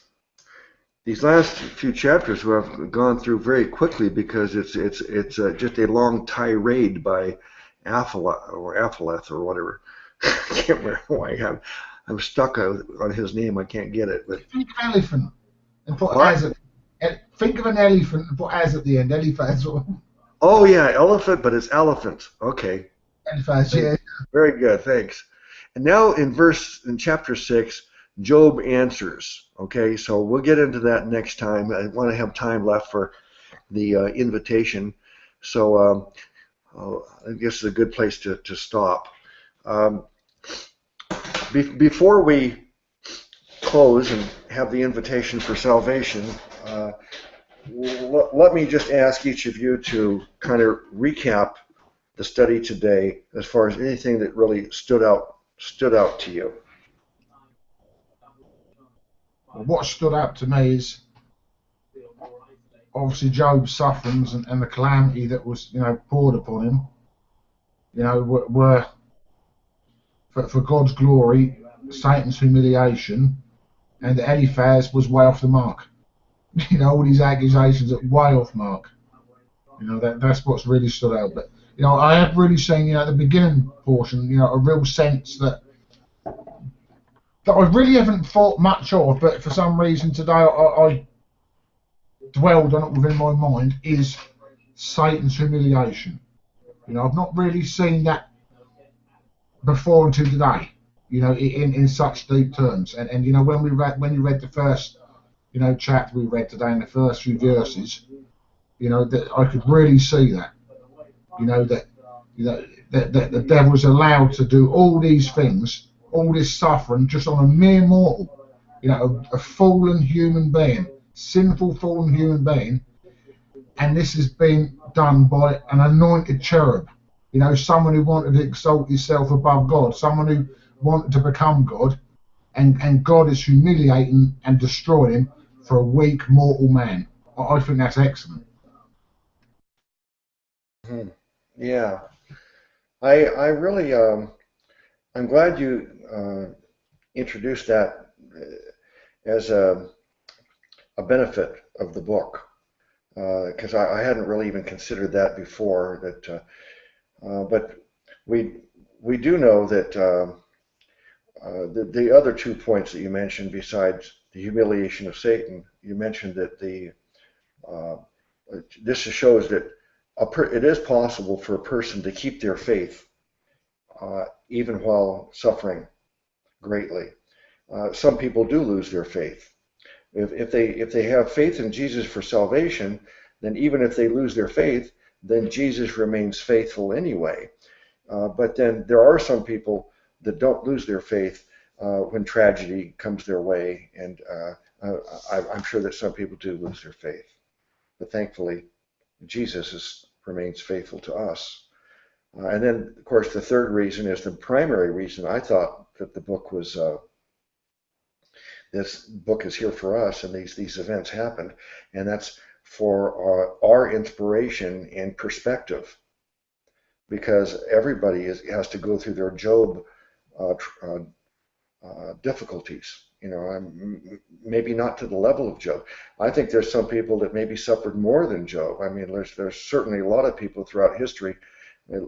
Job did not suffer to death, but look at all the Christians who were martyred and suffered horribly through the Inquisition and the horrible periods of persecution throughout church history, and yet many of these people remain faithful. But so I think every person is going to have some suffering in their life. There's a lucky few that their suffering is less, but everybody has to have some kind of suffering, and this gives us a perspective so that we can say, hey, remember Job. Brother Eric, what's your summary of the study for today, and then we'll have Bill do an invitation. Well, Brother Luke, what was already said by Bill and yourself pretty much covered it all, and I'd rather not disturb what has already been laid down in that respect. So you're saying amen to that? Mm-hmm. Okay. We can learn a lot, as Brother Bill said. All Scripture is for our learning. Even the parts that to me are kind of like boring and tedious, like reading through genealogies, there's something to even be learned from that. We can learn from everything in the Word of God. But not all of this pertains to our salvation. And yet, what's more important? There's nothing more important from the time we're born to the time we die. There's nothing more important than us receiving the gift of eternal life. And we've really failed everybody if we discuss the Bible and theology and all the different fascinating subjects of theology, and yet we neglect the one thing that is uttermost important, and that is what do you have to do so you get to go to heaven after you die? So we will not neglect that, and we want to end every broadcast on that subject. So Brother Bill, if someone's watching right now and they don't know the answer, if we ask them, do you think you're going to go to heaven? And if so, why? As you know, if we ask that to everybody in the world, a tiny percent of the people will answer the question correctly. Almost everybody in the world will answer the question, well, am I going to go to heaven? I think so. I hope so. I might. And the reason I think I might go to heaven is because I've tried to be a good person. And I think I've been good enough that God will accept me. That is the universal answer. That is what almost everybody's belief system in the world is based upon, the merit system, personal merit. And yet we know that's wrong. That's not what the Bible tells us. That's not the way to get into heaven. So Brother Bill, I want you to answer that question. Do you believe that you're going to go to heaven? And if so, why? Yep, I believe I'm going to heaven, not based on me, not like I said, nothing meritorious in what I have ever done or could ever done. It's all based on Christ's, it's grace, which is unearned favour. It's something that Christ has given for us that we couldn't earn, we couldn't buy. It's totally unmerited. And that's, in confidence, because I know Christ, he knows me, that I know I'm going to heaven. I'm not going to, which so many people do, they err, and they call God a liar, even in innocence and ignorance, assuming that they could believe on this Jesus fully and totally and not go to heaven. Thinking somehow that they have to contribute, they have to do something to earn God's favour to get to heaven. And that is, like I said, that's the quickest way, and that is what unfortunately is going to send most people to hell, because they believe they have to earn salvation. As if God, I do this for God, and He'll do this for me.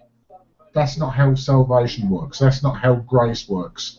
If that's how it worked, then Christ died in vain. He came to earth and He died, shed His precious blood, for no reason whatsoever. We could earn a way to heaven. Which then gets to the point, if you're out there and you want to know how to get to heaven, then I'll express now, the simplicity that is in Christ Jesus. To get to heaven, all you have to do is believe on Him. And people say, well, that's too simple. It's easy believism, they even call it. But that's how it is. God didn't make hard believism. God didn't make it complicated. Unfortunately, man has made religiosity so that we have to go through hoops and do somersaults and tricks and earn God's favour to get in heaven, but miles from the truth. All we have to do to get to heaven is believe on the Lord Jesus Christ. You know, Jesus himself says, oftentimes, you know, in the Word, he says, "Verily, verily, I say unto you, he that believeth on me hath everlasting life." You know, verily, verily, in the Old English language means definitely, definitely, or most assuredly. You know, this is a guarantee. If you simply believe on Jesus, what he has done for you personally, you can go to heaven. You can be at peace with God for all eternity. And it is simply just to believe that he loves you so much this day, so very much, that he came out from his glory. Now, Jesus Christ just wasn't a nice man. Jesus Christ was God himself, who was manifest in the flesh. And he came to earth just for one purpose alone, and that was that he would die so that you could live. That was his whole point. You know, he didn't come and stay as a babe in a manger, then grow up and give us good advice, you know, which he did do. Parables, very good advice, very good truths, very spiritual. But that's not why he came to earth. He came to earth to die for you because he loved you. As simple as that. If you was to believe on this Jesus who loves you, knowing that he died for all your sins, that he was buried and rose again in resurrection power, you will live forever. You will be at peace with God. And if you want to know why he done this, you know, the word says, "For all have sinned and come short of the glory of God." Sin means to miss the mark. To get to heaven, we've got to get to there. And on our best day, you know, we get to there. You know, me probably on my best day, we get to there. But I'm just saying generally, on our best day, we get to there. You know, we try and keep the commandments, we try and behave and try and do all this. We fall short. God is holy and perfect. We're not. And unfortunately, as I just said, for all have sinned and come short of the glory of God, the wages of this sin is death. And that is separation from the love of God. And God doesn't want that. He doesn't desire that at all. That is why, knowing that we could never meet the requirements to make ourselves go to heaven or to have relationship or fellowship with a holy God, that Christ took our place. Christ, you know, became, the word even says Christ became sin for us. So he took all of our sins, the whole world, not just a few elect few or the nice people or people we would like to see in heaven. You know, Christ made payment at Calvary for all the sins of the whole world. And that is yours included, whether you're a believer or not. You know, Christ has made payment for your sins because he loves you. But for that, in order for that to be of any use or to avail you, you have to believe on him. You have to trust him. And you have to know that he's done this for you. An example I'll give. If I got in front of me here, I'm holding in my hands 2 million quid. That would pay off your debts. And you'll be debt-free for the rest of your life. All right, and I'm offering it to you. Okay, it's there for the taking. And you refuse it, that is of no use whatsoever. And that's the same what Jesus done. He's made payment for your sins. But unless you receive what he has done for you in faith, just believing because he loves you, he didn't have to do it. He done it because he loved to do it. But unless you receive what he is offering, which is the remission of all sin, which is eternal life, which is relationship, which is everything that he offers to us. Unless you receive that, it's of no use. So I would plead with you today, you know, receive what Christ has done for you. Receive what he is offering. It's totally free. The word even says, "For by grace are ye saved through faith." And that not of yourselves. It is the gift of God, not of works, lest any man should boast. So you can't work for it. You can't earn it. It is God's unmerited favour to you today because he loves you. So I pray that you would accept this Christ and that you would become my brother or sister today, and also that all the heavens will rejoice. It says that, you know, when someone becomes the Son of the living God, all the heavens rejoice in that.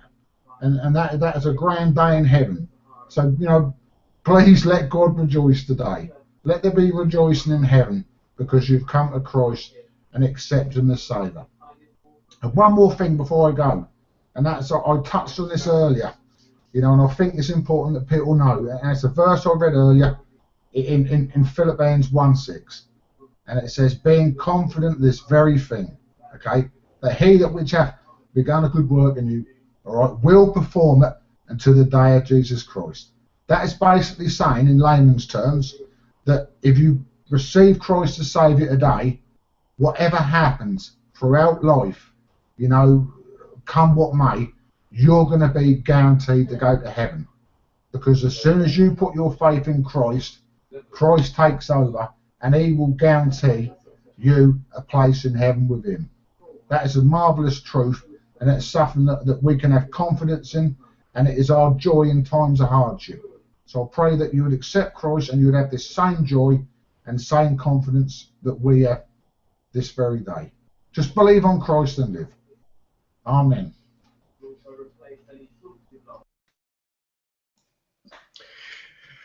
Well, I imagine Jesus is saying right now, or to Brother Bill, well done, my good and faithful servant. Nobody could ever say it better. Brother Bill quoted 2 verses, but I want everybody to know that everything else he said is also in the scriptures.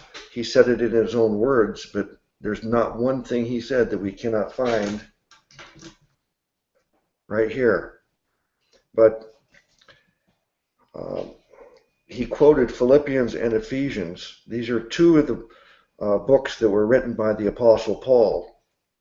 So everything he said you can find in the Gospel of John and in the letters of Paul.